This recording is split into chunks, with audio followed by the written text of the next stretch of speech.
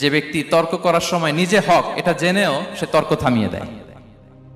অনেক সময় হয় না, অনেকে পায়ে পাড়া দিয়ে ঝগড়া করতে আসে, এরকম আছে না নাই? আপনি চুপচাপ দেখবেন একটা বাজে কমেন্টস করতেছে, আবার কমেন্টের নিচে কমেন্ট, আবার গালি, হ্যাঁ আছে না এরকম? বিষ্ণু বলেন নিজে হক এটা জানার পরেও আর যাতে তর্ক না বাড়ে, যে তর্ক থামিয়ে দেয় জান্নাতের আঙ্গিনায়, তাকে আমি একটা ঘরের গ্যারান্টি দেই। ওয়াবিবাইতিন ফি ওয়াসাতিল জান্নাতি লিমান তারাকাল কাযিবা ওয়া ইন কানা মাযিহান।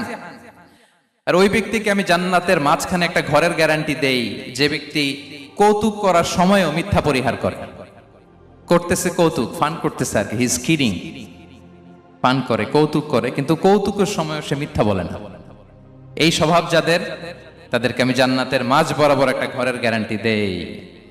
এরপর বিষ্ণু কি বলে দেখেন, তিনি বলেন ওয়াবিবাইতিন ফি আ'লাল জান্নাতি লিমান হাসানা